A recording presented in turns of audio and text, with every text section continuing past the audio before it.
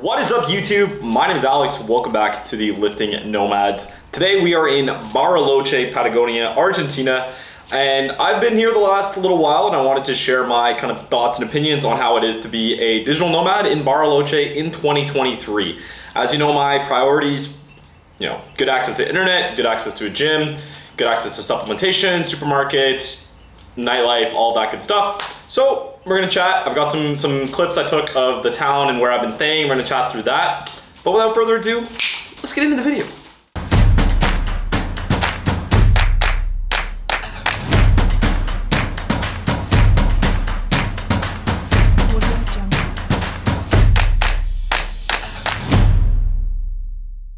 Boom! All right, we are back. I'm gonna crack a little sugar-free Red Bull to get the day going.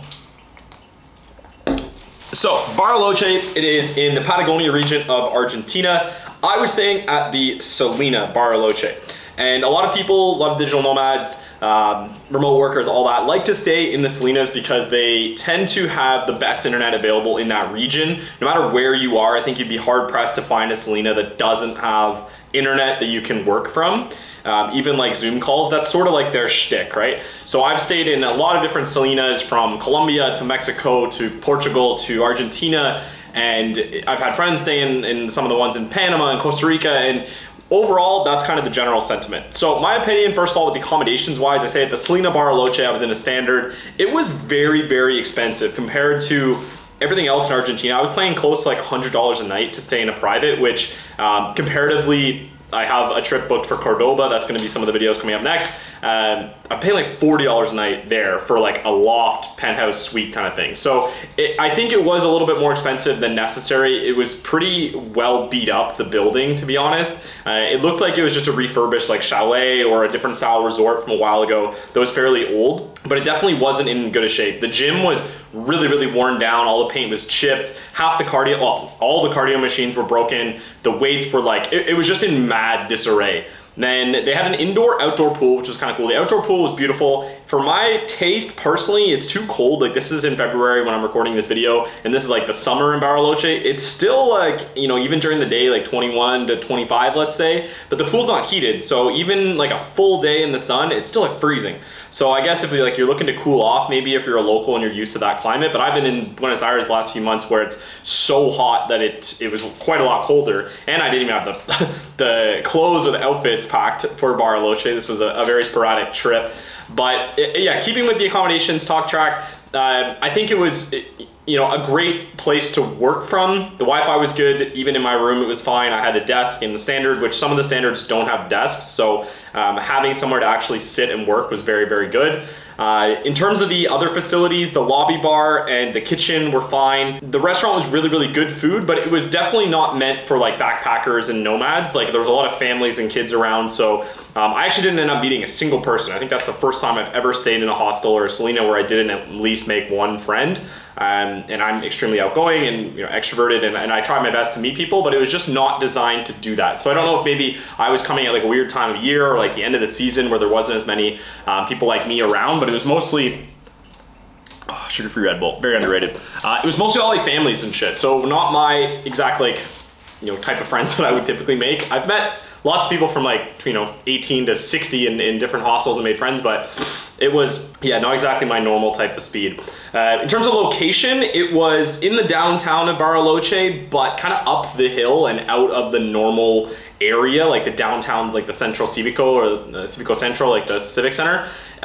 It was quite a bit of a walk, like 20 minutes and pretty much dead uphill. So I think that was kind of the problem of why there wasn't many people visiting the bar. Like, the only people here were staying in the Salina because it was out of the way. Like, no one's just walking by and being like, yeah, that lobby bar looks cool, let's go in and get a drink. So it was, I think, location wise, not necessarily somewhere that was super conducive to meeting new people. So if I went back to Bariloche, I probably wouldn't stay in the Salina, honestly. It's too expensive, out of the way, and it was pretty worn down for the standards that I expect from a Salina. So other than that, let's talk about the city. So very, very beautiful. You're like right on one of the lakes, and you just see like the Patagonia mountains like in the background. Like, I'll show a couple videos here of the views. Like, it is truly, it's tough to explain how beautiful this is. And the Patagonia mountain range is of course very famous for like skiing, snowboarding, in the winter, well, their winter, our summer, typically. I'm Canadian, of course. And it was still very busy. A lot of tourists come for like hiking, kayaking, swimming, that sort of stuff in the winter or in the summer. I guess like a lot more of the outdoor sort of nature activities is really, really popular in Patagonia. So it was cool to see the different sort of styles of activities you could do. I ended up doing a mountain hike, which I highly, highly recommend. It was incredible. Ended up being, the name of it was Corre Catedral, and it was like a 30-kilometer hike total. Took about 5 hours to do the whole thing up one of the Patagonia mountains. You go by like this beautiful lake in the background. There's a beach you can go out and walk down to. You end up going through like very different biomes, from like desert climate at the beginning at the base of the mountain, with like really like dry sort of cacti foliage. And then you go into more of like a forest sort of vibe near the end, where there's like rivers and streams, and it's very, very peaceful, very serene. A lot of people hiking this trail this time of year, so it was fairly busy out there, but definitely worth it for that. So lots of like outdoor activities you can do. Super, super cheap, of course. We took a taxi, took like 20-25 minutes to get out to the base of the mountain, and it was like less than $10. So split like 2 or 3 or 4 ways, however many people you have. Very, very cheap. Of course, it's Argentina, very affordable to do things. Other than that, so outdoor activities, that was pretty cool. The city center itself is fairly small. Like I guess I'm a little spoiled after staying in Buenos Aires for the last little while, where it's a massive neighborhood like Palermo, but there wasn't really too much square footage, or like I guess a large downtown area. You can definitely walk, and there's tons of bars and restaurants, and the main street has like the Rapa Nui chocolate restaurant, which is it's like ice cream and chocolate shop, but there's also like a skating rink inside of this place. So if you are coming to Bariloche, highly, highly recommend checking out the Rapa Nui right in the Centro Civico. It is like absolutely, it's incredible. You're not gonna find too many chocolate shops that have a skating rink inside of them. So well worth that time to go check it out. In terms of infrastructure, there is like a bus system to get around the town, and as well, the bus actually run to some of the mountains and some of the hikes you can go to.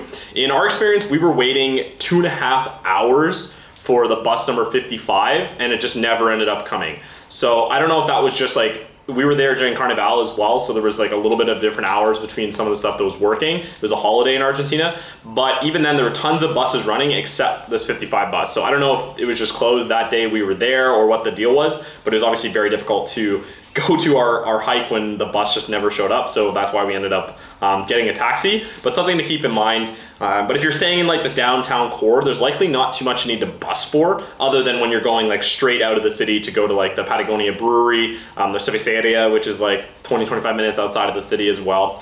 In terms of access from the airport, super simple. Bariloche Airport, very small, about 20-25 minutes in a taxi from the downtown. It costs like $10 again to get from the airport to downtown. Tons of taxis out front. Very, very safe as well. Like there was never any kind of sketchiness at all. This was a very like more expensive sort of city to go visit in Argentina, so highly recommend for safety wise. Never felt on edge. I walked home to the Salina in the middle of the night. There was never any I'm sure, you know, if you looked for it, you could probably find some issues, but it was overall fairly safe in my experience.